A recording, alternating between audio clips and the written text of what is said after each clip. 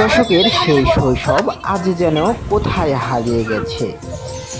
দশকে দেখা যেত বাবুই পাখির বাসা তাল গাছে রয়েছে, তবে কালের বিবর্তনে সেই বাসা হারিয়ে গেলেও কিছু জায়গায় দেখা যায়। নাটোরের বাগাতিপাড়া জয়রামপুর ইউনিয়নে দেখা গিয়েছে তাল গাছের পাশাপাশি ডাব গাছ ও খেজুর গাছে বাবুই পাখির জোড়াতালির সংসার। আমাদের বাড়ির উঠানে একটা তাল গাছ আছে, এই তাল গাছে বাবুই পাখি বাসা বাঁধে এবং দেখতে অনেক লোকজন এখানে আসে, এসে তারা অনেক আনন্দ পায়। বাসাগুলো এমনি ভালো, এরা নিজেরা বাসা বাঁধতে পারে। বই পড়ছি এবং শুনছি যে শুধু তাল গাছে দেখা যায়, কিন্তু এখন তাল গাছ সংকটের কারণে এখন নারিকেল গাছ, তারপর খেজুর গাছও দেখা যাচ্ছে।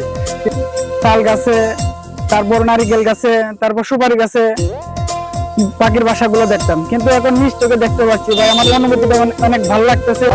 বাবুই পাখির বাসা একটা ঐতিহ্যবাহী, কিন্তু আজকাল এটা হারিয়ে গেছে। কিন্তু আমাদের গ্রামে এখন তাল গাছ নেই, ডাব গাছে এটা দেখা যাচ্ছে।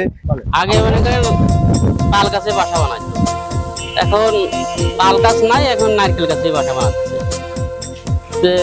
এই আমাদের গ্রামে অনেকেই দেখতে আসে। আমাদের এলাকাতে হচ্ছে বাবুই পাখির বাসাগুলো সাধারণত আমরা তাল গাছে দেখতে পারি, কিন্তু আমাদের এখানে একটু ভিন্ন। আমরা হচ্ছে তাল গাছে, খেজুর গাছে, ডাব গাছে দেখতে পাই। তো পর্যাপ্ত পরিমাণ তাল গাছ না থাকার কারণে তারা হচ্ছে এখন তাদের জীবিকা নির্বাহ করার জন্য এই বাসাগুলো তারা তৈরি করে। আর বাবুই পাখিকে সাধারণত হচ্ছে একটা প্রাকৃতিক কৌশলে স্থাপতি বলা হয়। তাদের বাসাগুলো তারা হচ্ছে বিভিন্ন ধরনের খড় আর সেগুলো দিয়ে তৈরি করে। আর এমনভাবে তারা তাদের বাসাগুলো তৈরি করে যে বাসাটা তাদের হচ্ছে বেজি দূর থেকে তাদের ডিমগুলো এবং তাদের ছানাগুলোকে রক্ষা করার জন্য তারা তৈরি করে।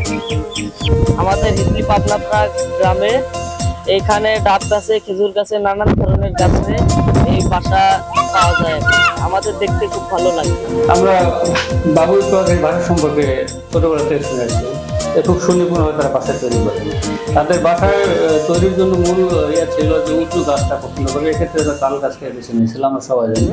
কিন্তু সময়ের পরিবর্তনে বর্তমানে তাল গাছের সংখ্যা ব্যাপকভাবে কমে যায়। তারা বংশ বৃদ্ধির ধারাবাহিকতা রক্ষার্থে বর্তমানে তারা খেজুর গাছ, নারকেল গাছ, ইভেন আম গাছে তার বাসা তৈরি করছে।